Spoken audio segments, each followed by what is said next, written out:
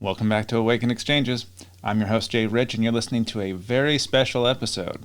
I've just returned from a month-long road trip, and we capped it off with a night at ECETI Ranch. That's ECETI. It's a ranch near Mount Adams, Washington. I'm not going to spoil the ending here, but I will say that Chris, Sean, and I had a great night filled with good conversation and beautiful, clear skies. You'll have to listen to the rest of the podcast to hear more. And as you know, I'm always on the lookout for other interesting topics or guests, so please feel free to email me from our website or contact me on Twitter at Awakened Exchanges. I'll keep bringing you as many interesting episodes as I can through 2021 and beyond. So this episode is going to be a little different, as it's a single episode and a fairly deep dive, but we still won't be able to cover everything. You may remember that ECETI was featured on the Great Awakening map, and it was included in our series on said map. You can hear a little about it in episode 30, the Ancient Aliens section, but this podcast will contain my first-hand experience at ECETI Ranch itself. We stayed on Friday, May 21st, and into the morning of the 22nd. It was an unforgettable experience, as was my conversation with James Gilliland himself. He may even come on the podcast someday to tell his family's story and that of the ranch. I'm not holding my breath by any means, but it would be a very interesting story to say the least. Now, before we get to the unidentified flying objects, here's a brief rundown of our sponsors. As always, I want to thank all of you personally for your support. Just listening and sharing this podcast with your friends gives me a reason to keep providing the best content that I can. If you have the means and would like to contribute personally, please take a look at our Patreon page where you will get access to exclusive content and deals. As for other sponsors, Awakened Vapes was the first of the Awakened brands and has been helping you modulate your high with CBD-only, high-terpene vape products since 2019. Genesis Pharms has been making the highest quality medicinal RSO among many other fantastic products, starting with the medical community back before 2010. And last but definitely not least, the Caramel Corn Company, bringing you caramel corn the way it was meant to be. And remember, if you enjoy this podcast, please follow us on Spotify, subscribe to us on YouTube, or follow us wherever else you're listening. And if you can, leaving a review or comment on Apple Podcasts really does help spread the word. You can also support us on Patreon or connect with us on the social media of your choice. We are at Awakened Exchanges on Facebook and Instagram, and at Awaken Exchanges on Twitter. All right, now stay tuned and thank you for listening to Awakened Exchanges.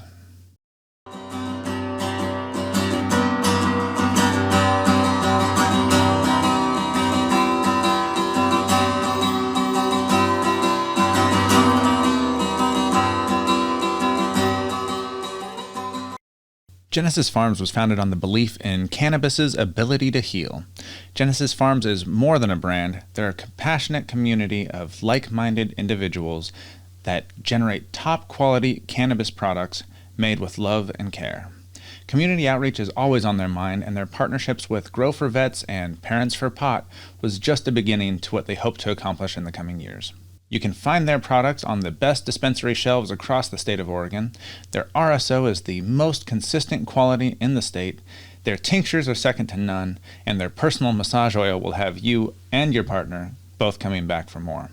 Find them on Facebook and Instagram and ask for them in your local dispensary today. Don't forget to listen to Sean's interview here on Awakened Exchanges. It's episode number 3. The Caramel Corn Company is bringing you caramel corn the way it was meant to be, made with premium ingredients in small, handcrafted batches and completely gluten-free. The flavors include original, roasted cashew, salted almond, mixed nut, spicy sriracha, white morsel macadamia, peanut butter, butterscotch, and my personal favorites, chocolate drizzle and raspberry caramel apple. I can't say enough about how delicious this caramel corn is. It makes a great gift any time of the year. You can find them on sale in Portland area Market of Choice locations and online again here real soon. Visit caramelcorncompany.com for more information today. Remember, buying local supports small businesses and keeps your money building your community. And last but not least, Awakened Vapes has been bringing you some of the highest quality CBD vape cartridges since ringing in the new year in 2019. I became passionate about cannabis after a car wreck left me with major migraines, and no prescribed pills helped alleviate any of the symptoms. Having only tried cannabis a handful of times in high school and college, it was a doctor's recommendation that led me to give cannabis another try. Only then did I realize that we'd all been at least a little misled about the health benefits of this amazing plant. Despite the unexpected break because of the vape ban and then a global health crisis, the business is stronger than ever, and we invite you to check out our updated website today. We are still offering our 3 varieties with new improved terpene formulations and enhanced flavor to go along with the custom blended terpene effect profiles. Check back at awakenedvapes.com for any updates. You can always email us about wholesaling or white labeling opportunities as well.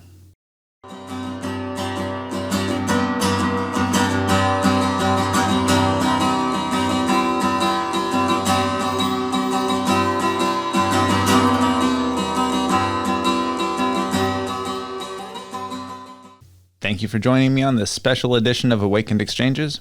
I want to make sure up top that I remind people that I'll be reading parts of the ECETI website and FAQs during this podcast. The opinions they espouse are theirs and not mine. I'm reporting them as they are, with only a few grammatical changes to clarify their meaning, as their website is in need of a little update. As for the first-hand accounts that I talk about later on, those are my opinion, and my opinion only. So, let's start by giving a brief history of ECETI Ranch. ECETI stands for Enlightened Contact with Extraterrestrial Intelligence. It's situated very close to the base of Mount Adams, with a clear and amazing view of the same mountain that is a major part of UFO history.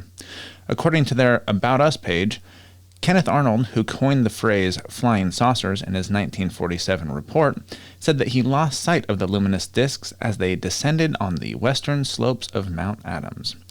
Dr. J. Allen Hynek, Greg Long, Bill Vogel, David Ackers, and many other investigators have documented a long history of UFO activity, covering events from contacts, sightings of metallic craft, and large luminous objects which are inquisitive, follow vehicles, and demonstrate themselves to be under intelligent control. There are large volumes of photos and literally hours of footage of ships hovering, taking off at breakneck speeds, making right-angle turns, throwing off tremendous energies, expanding to several times their original size, and responding to people below, showing they are definitely under intelligent control. The evidence is showing beyond a shadow of a doubt that UFOs are real, and an ongoing contact is unfolding at the sanctuary. Now, while I can't state that this is 100% proof, this is Jay speaking here and not ECETI, there does seem to be a preponderance of evidence that has been collected at the ranch over the years. And yes, I did confirm the Kenneth Arnold report, which said that he was curious about their speed, so he began to time their rate of passage, saying that they moved from Mount Rainier to Mount Adams, where they faded from view, a distance of about 50 miles, in 1 minute and 42 seconds, according to the clock on his instrument panel. When he later had time to do the calculation, the speed was over 1,700 miles per hour, 2,700 kilometers an hour, which was about 3 times faster than any manned aircraft in 1947. Arnold's sighting was partly corroborated by a prospector named Fred Johnson, who was on Mount Adams at the time. He wrote AAF Intelligence that he saw 6 of the objects on June 24th at about the same time as Arnold, which he viewed through a small telescope. He said that they were round and tapered sharply to a point in the head and in an oval shape. He also noticed that the objects seemed to disturb his compass. An evaluation of the witness by AAF Intelligence found him to be credible. Certainly fascinating. Now, if you check the ECETI FAQs, you'll see the disclaimer that due to religious programming, rumors, and gossip concerning ECETI, we felt it best to set the record straight. There's also a lot of jealousy, projections, shills, and planned opposition within the UFO/spiritual community. This is interfering in people's right to access information outside of the controlled narrative, make their own personal connection with God/Creator/Great Spirit, and join the greater family of man/woman throughout the universe. Contact comes with enlightenment. This leaves a lot to ask, so I'm going to let them answer some of the questions here. The first Do they believe in God? Their answer? There are over 5,000 gods worshipped to this day. There is the Jewish God, Christian God, Muslim God, Egyptian gods, Greek gods, Mayan gods, Indian gods, the divine feminine gods, or Shekinah energies, Gaia, Pachamama, House of Mary, Kuan Yin, and so on. We believe all true enlightened masters taught of an all-encompassing, omnipresent, omniscient, and omnipotent creator. The limited images of a bearded male god are based on interactions with ancient Lyrians. What are referred to in ancient tablets as Anunnaki falls far short of what in truth is both beyond all images yet consists of all images. It is best described as the one consciousness that encompasses all consciousness on all planes and dimensions throughout the multiverse. The unified field of consciousness and energy within which everything exists and is connected. It is the wellspring and origin of all that is. The path to this God/Creator/Great Spirit is within each individual, is the soul spark, awaiting to ignite into the full flame. Please forgive some of the syntax as I continue to read some of this. It's what it is. I just didn't want to edit everything. I do think that you'll still get the gist of it here. But it goes on to say, the prayer of the masters is, beloved Father/Mother God, let them become one as we have become one. All the aforementioned gods/goddesses, deities, and more exist within this unified field of consciousness and energy in which all is connected in the present now moment.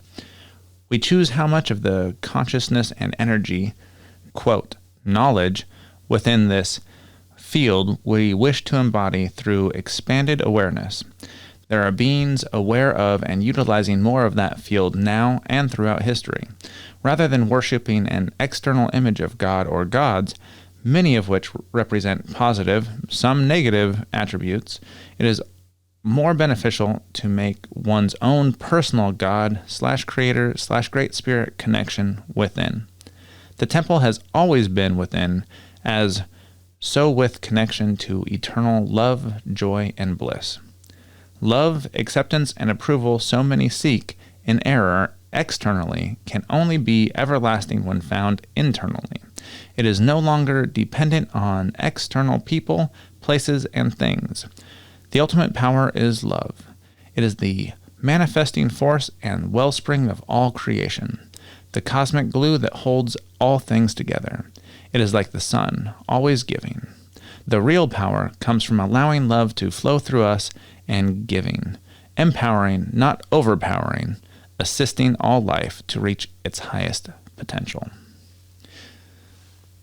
The next question, what is the mission of ECETI?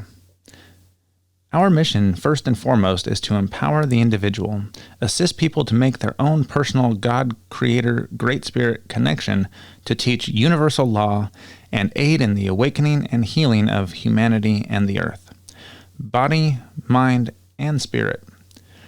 We aim to create higher dimensional ambassadors to assist in the well-prophesized event of joining the greater family of man/woman, referred to as spiritually and technologically advanced off-world visitors, our ancient ancestors known as the Star Nations.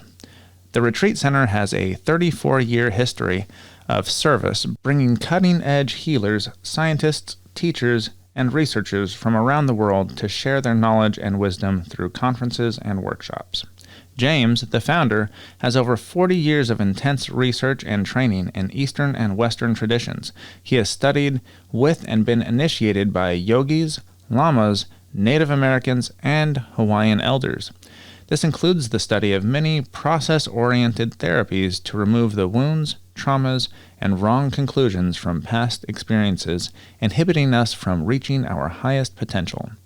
His near-death experiences and years of practice add personal experience to what lies beyond the veil of physical existence. I'm going to go ahead and skip to the drug policy FAQ next, in which they state that we believe in taking a spiritual approach, no shortcuts without the necessity of drugs, plant medicine, or any other mind-altering substance. Some drugs and plant medicines are still illegal, which puts us in legal jeopardy. Others open the door to unseen negative influences, used improperly, and at times unruly psychotic behavior. Without proper training, many mind-altering substances open doors to other realms where one can have a very bad experience in worst-case scenarios. This creates disharmony and unnecessary burden on staff. Having a no-drug policy dispels the rumors of a bunch of delusional hippies on drugs, disqualifying many of the healing and awakening experiences happening at ECETI.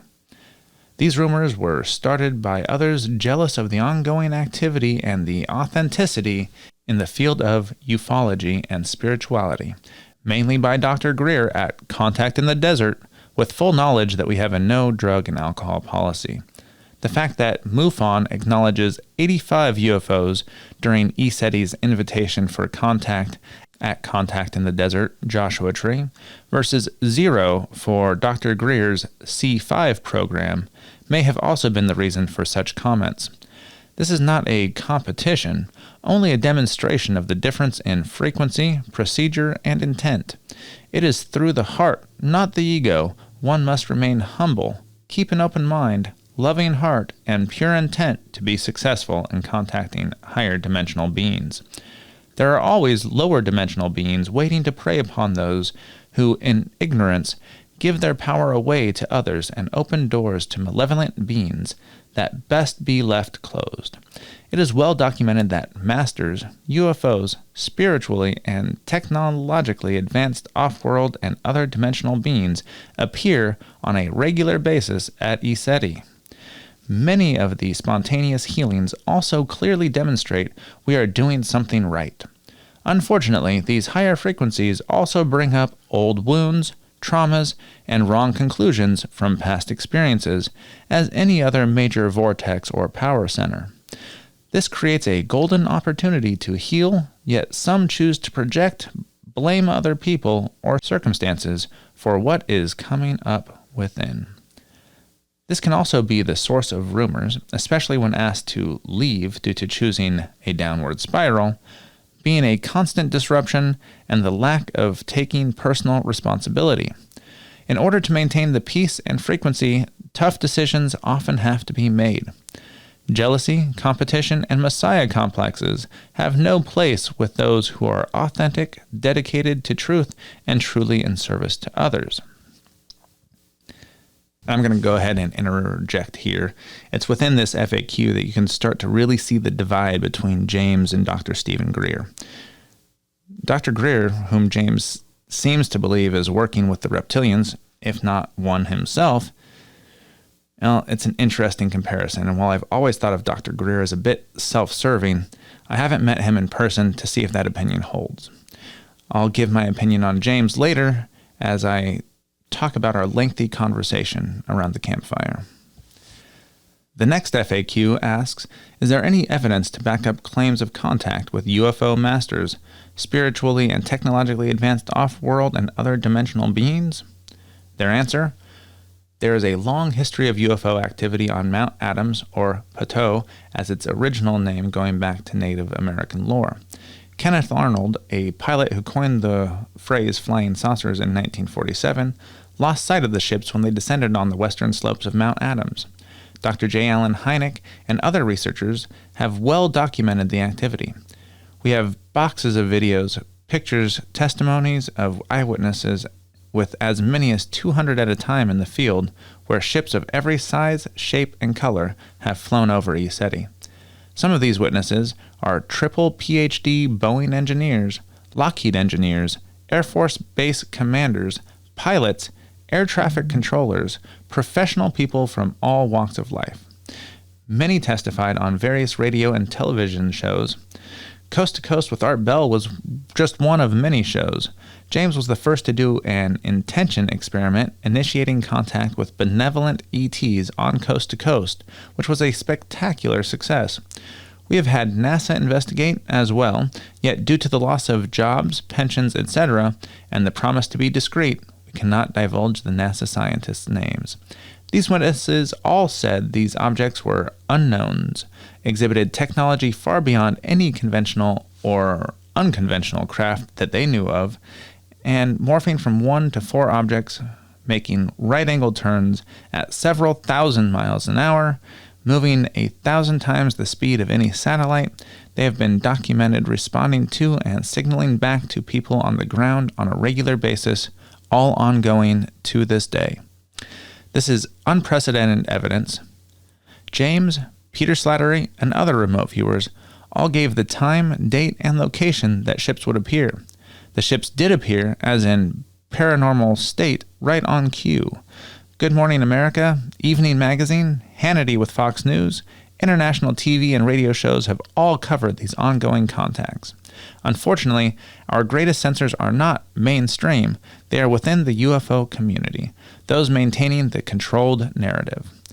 Now, scientists and whistleblowers around the world with unprecedented credentials are acknowledging government around the world have had contact.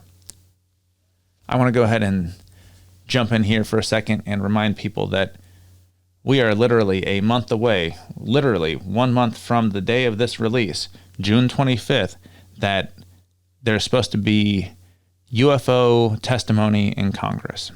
More and more evidence is coming out, more and more people are speaking up that we're having contact with these unknown craft on a daily basis in our military, and they don't know what they are. When the government actually acknowledged that the videos were real, what did America do? One giant collective shrug. Is that what's going to happen next month when they hear about all of this as well? I really don't know, but I have to say it's just a little mind-boggling to me that we're not paying a little bit more attention. Now, the last FAQ is a doozy.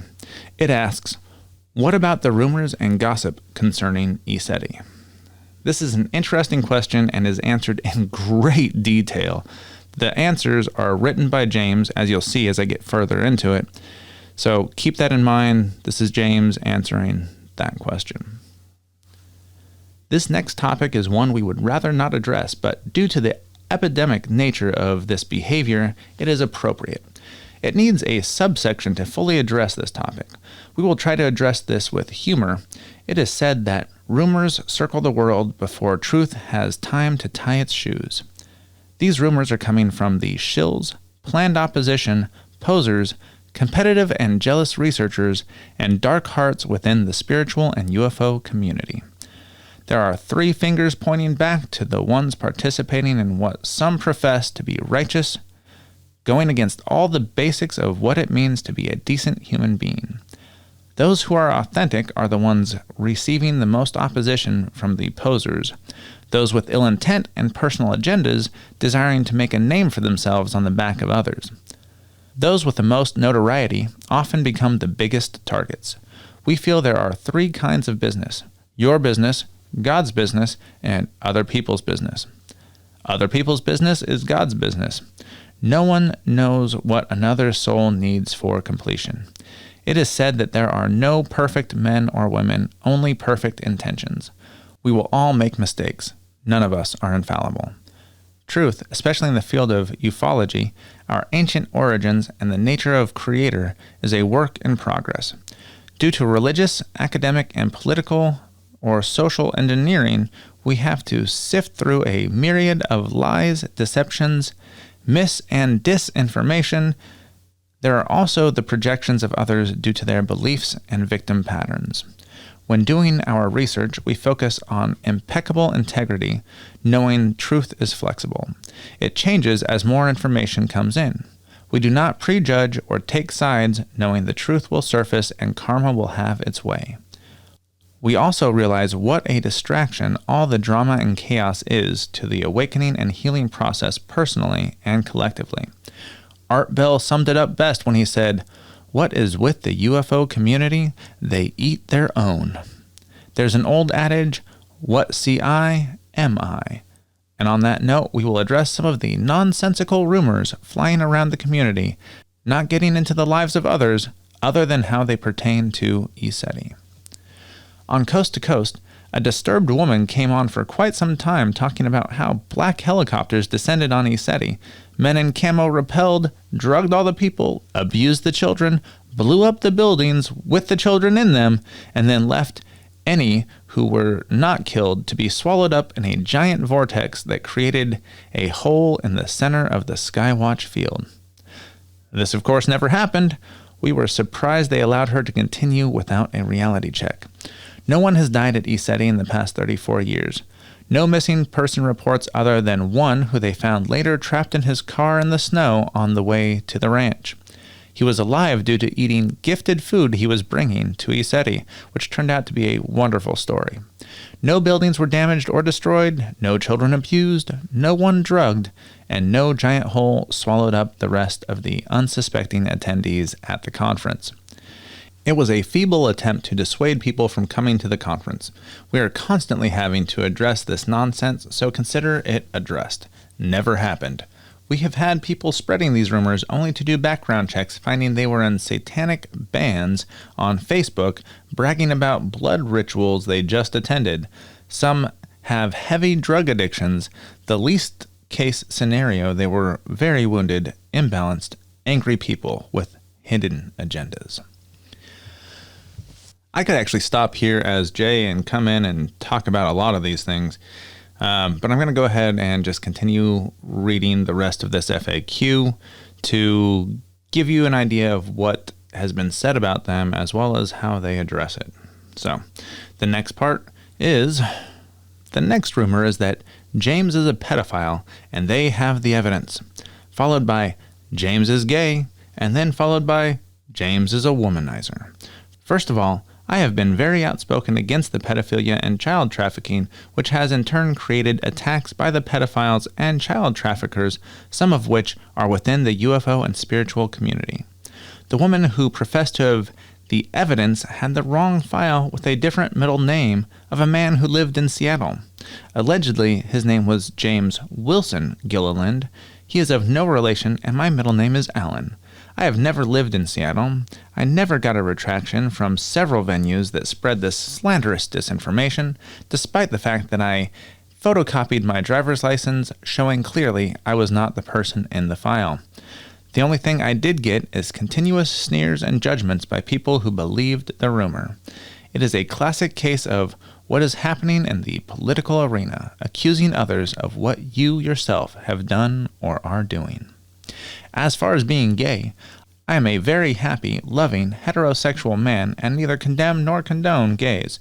To each his or her own, and I have no desire to explore the same sex. I also don't feel guilty about not having that desire and expressing it, even though it most likely will be seen as politically incorrect. I am, however, very proud of being politically incorrect, much to the chagrin of the PC community.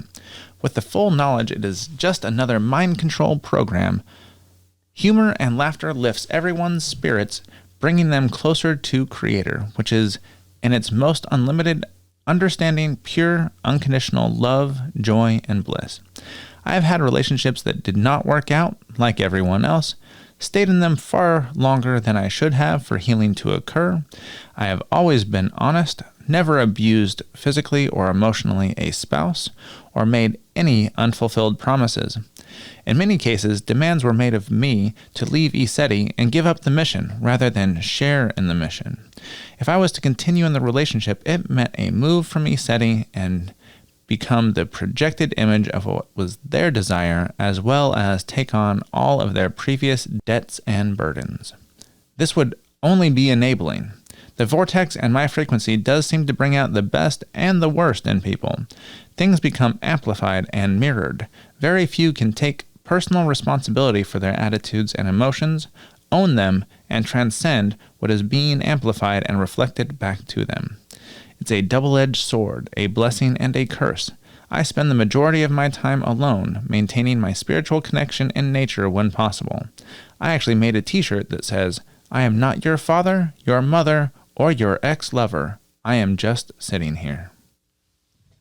Another rumor was about a woman who was going through a crisis, made some false accusations, and went public, only later to apologize and say I was a perfect gentleman.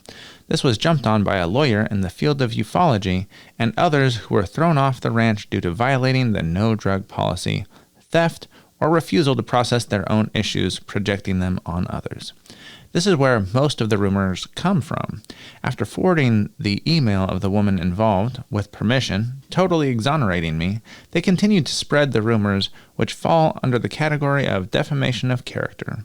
Rather than getting caught up in the courts, I found it better to forgive and spend my time in a more positive direction. To top it off, now they want me to sponsor them, their work, their books, with no apology. I have been attacked by some very large, angry women at other conferences projecting their own victim patterns, raging at men due to these rumors. So let's end the pedophile, gay, womanizer nonsense. Spiritually advanced, off-world visitors and masters do not choose to appear to people with ill intent and hidden agendas. I'm not sure about that last part, but let's just keep going on, shall we? One more thing I would like to add is that we need to stop airing our dirty laundry in public and picking up that dirty laundry for others to champion their cause. One believes they are a victim, the other believes they will gain either affection or notoriety by being the savior. It is the victim, persecutor, savior hamster wheel. Time to get off the wheel and focus on bigger fish. Another rumor is that we sacrifice animals and worship the devil, who actually opened up a large hole in the driveway and told the local Baptist kids to leave. The sacrificing animals rumor came from seeing me in the field with my hands on my horse that was dying. A Native American elder was with me, and a vet. They said Shadow, my horse, was gone. It was just a matter of time. The next day, Shadow rose up and started walking around for 2 weeks as if nothing had happened. Praying and sending energy to a horse is a far cry from animal sacrifice. One kid actually wanted to see the tools I used to sacrifice animals, which was a bit disturbing. 2 weeks later, Shadow was bowing to the sun, and I knew something was wrong. I walked up to her, and she bowed all the way to my feet and then died. I was very upset, a bit pissed at Creator, saying to myself, after all the work I do, just one horse, that is all I ask for. I heard very clearly that I was being selfish. She was done, and her body was failing. She could not keep up with the other horses. The Native American elder came to me, put his hand on my shoulder, and said, "Do they have horses in heaven?" I do not know how this turned into an animal sacrifice other than projection, the sowing seeds of division, false accusation, and judgment, all of which go directly against the teachings of Jesus. As far as worshiping the devil, again, we have been very outspoken concerning satanic and Luciferian cults, their practices, especially when it concerns ritual abuse of children. This was not to go unrewarded by more rumors and accusations by the very same people participating in these decadent events. The music industry and Hollywood are replete with this behavior. The major productions concerning UFOs and ancient ancestors, again controlled narratives, have censored us because of this knowledge. I am edited out of major network shows also because I answer the questions they leave unanswered to keep the suspense going. They are not here to educate, they are here to entertain, often lacking any moral compass in doing so. When allowing Corey Goode to speak at the Science, Spirit, and World Transformation Conference, I experienced the full brunt of the industry he left and their minions. If people only knew, and they will, the scope and depth of satanic Luciferian influence, pedophilia, and other misguided people in the UFO and spiritual community, they would seek their information elsewhere. We, along with others who are authentic, are that elsewhere. Until then, I am just sitting here watching everything unfold and karma coming home to roost. A good friend once told me, there are 2 reasons why people take up arms against you. 1, the posers hate those who are authentic, and 2, we piss off their demons. I have to admit that last FAQ, which was long and a bit rambling, left me wanting to know the specific rumors, and events that started all of them. But I think hearing James's own words in response to those rumors give you some idea of the strange life of a ufologist and the depths that people will sink in order to tarnish people they don't agree with. This obviously goes to both sides, as I'm sure Dr. Greer and others have their side of the story as well. That said, let's get into the first-hand accounts of my visit at the ranch. I was accompanied by friends of the podcast, Sean Shumway and Chris Milmy. I had to bring witnesses in case I saw a real UFO, right? Well, here was my experience. The ranch itself is like nothing else I've ever seen. You pull in the driveway, past all the camping spots, and to a parking area. As you walk in, straight ahead you see the fire pit and can already hear excited guests talking about the night and possibilities. Then you head slightly left to the registration area and get yourself checked in.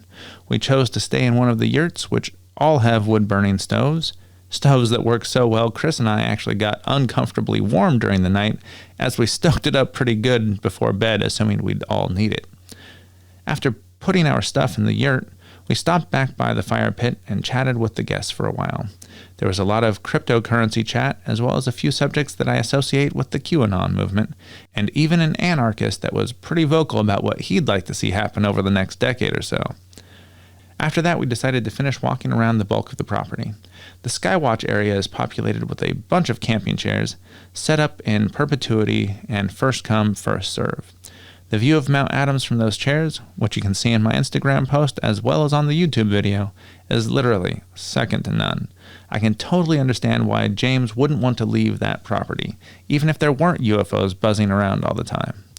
A little further down the path is the Galactic Medicine Wheel. That wheel is populated with shrines to the Ascended Masters, Pleiadians, Arcturans, and even Bigfoot and more. Again, pictures will be shared of some of these, but not all. The last thing down that path is the Pleiadian Circle and its meditation bench, which I made use of before we started the rest of our night. The entire property had a very peaceful energy.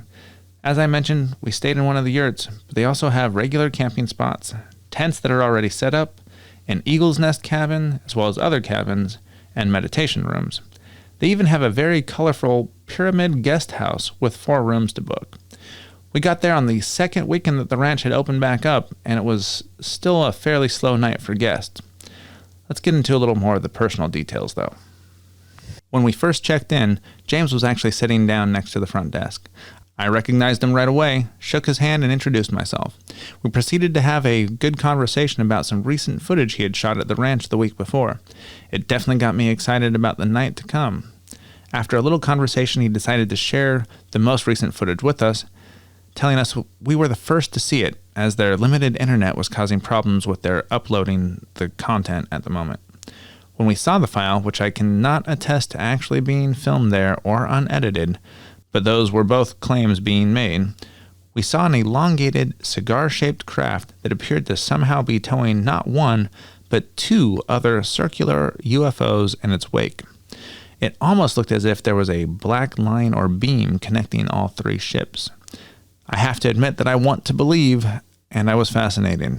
Even more so when other circular ships started darting in and out of the screen, almost seeming to buzz the larger cigar-shaped craft. James and the 3 of us all talked excitedly about the possibility of that mothership coming back. My imagination was racing for sure. Before we started the Skywatch portion of the night, we spent a good amount of time around the fire pit, talking with other guests and waiting for the sun to go down. And that's where I had my longest conversation with James. This was probably the highlight of the camping trip for me, as I got to really assess James and his commitment to ECETI and its cause.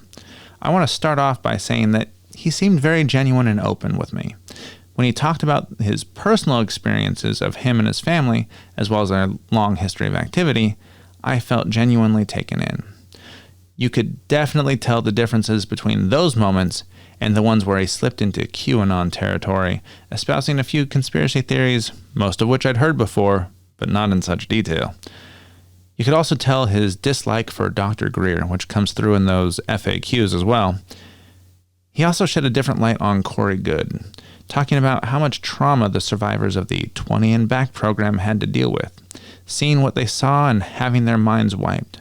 And while I would still need some evidence of that, I did want to take a softer stance on Corey and his seeming gaps in memory. who knows what we actually don't know about the secret space program? I certainly don't have any experience with it. James and I talked for over an hour before a couple of other people made their way closer to the conversation, trying to get his time and energy. We left it on a handshake and him taking my business card for the podcast. He said he would consider the possibility of coming on here and telling his family's story in his own words. Either way, his plans for a movie were fascinating as well. I think we'll hear more from James in the next couple of episodes, but I'm not going to hold my breath. As for the Skywatch itself, visibility for the night was simply stunning. But with such clear skies and almost zero light pollution, it was amazing to discover that we could still pretty much fully see everything around us just from the illumination of the half moon. You definitely didn't need a flashlight to walk around the camp. As you can see in a couple of my 10-second exposure photos that I took of the mountain itself, it looks nearly daylight. Not to mention extremely crisp and clear, just in case you were wondering how steady my hands are for that video that I'm going to share later. I was a photographer after all. The three of us sat in the front row, but I couldn't help but listen to the conversations going on behind me.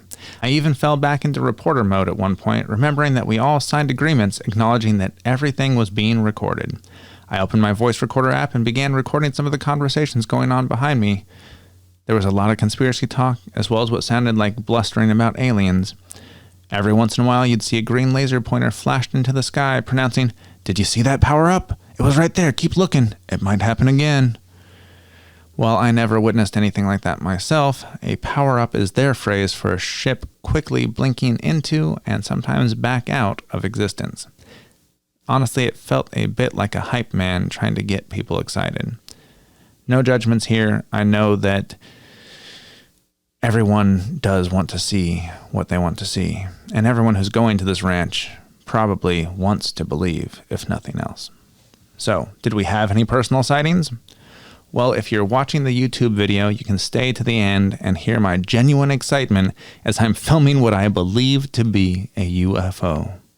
The people behind me were excitedly convinced that this object had just made a right-angle turn, and while I did film that large, bright, circular object blinking and moving across the sky as I braced my arms and steadied my camera, I wasn't really sure what I was seeing. Then as I filmed it, I realized it made no sudden changes in direction. Just a fairly steady movement across the sky. That's when I decided to use my Night Sky app to find out we were just following a Starlink satellite as it traversed the sky. I have to admit I was pretty bummed out. We saw a number of other smaller satellites in the night sky, but that was sadly all. I do hope to go back next month on the new moon to see if maybe a darker sky might illuminate some other objects, but I'm not holding my breath on that just yet either. I know that I want to believe, therefore I have to temper my own excitement with critical thinking and personal observations. That's why I can't just say that I believe every video that comes out from ECETI, even if I do have a personal fondness for James and the crew there. I don't get the feeling that they're trying to actively deceive anyone, but I do think that the UFO community as a whole has a lot of infighting issues that have been holding back real study for far too long. I think that's about all I have for this episode. I hope that you enjoyed our semi-deep dive and my own personal experiences at one of the Great Awakening Map's most popular public sites. Thank you again, and I hope you join us again next week.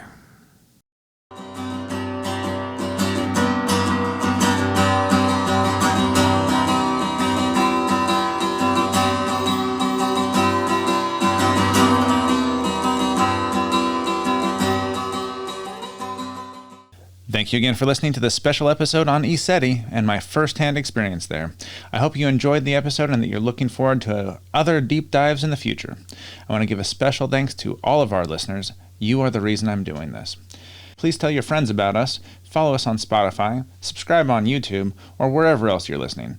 And if you can, please leave us a comment or 5-star review on Apple Podcasts. It really will help with visibility. You can also support us on Patreon or connect with us on the social media of your choice. We are at Awakened Exchanges on Facebook and Instagram and at Awaken Exchanges on Twitter. Thanks again. Have a blessed day.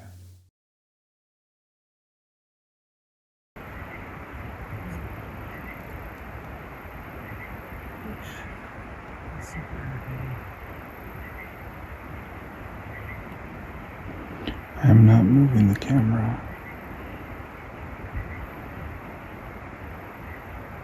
I really am trying to hold it as still as I can.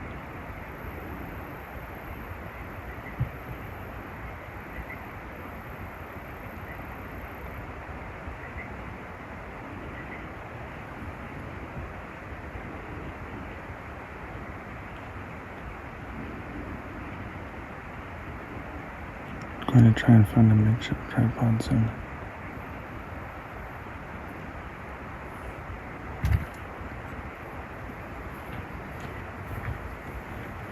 Right now I am braced, both elbows.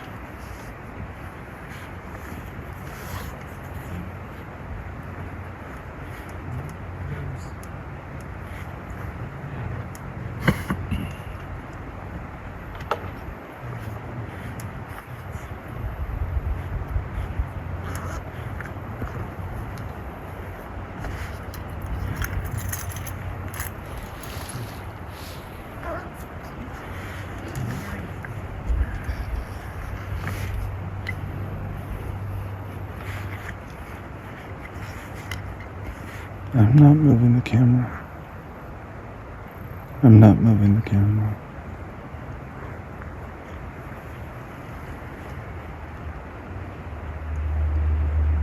My elbows are locked on this chair. The movement is the object slowly moving to my right. Again, I am not moving the camera.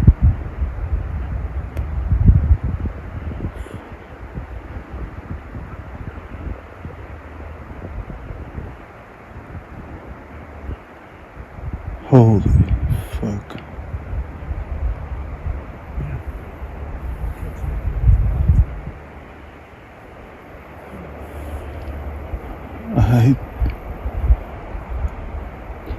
I am not moving the camera.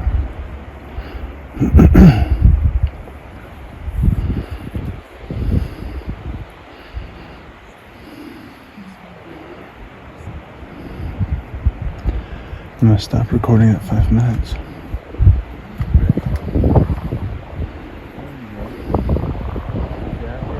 I'm holding the camera still, pointing in the same direction it's been, elbows locked. I was a cameraman before. I know how to hold still. This is ridiculous. I might move this up and down a little bit, but that's it. Not side to side, 1 centimeter.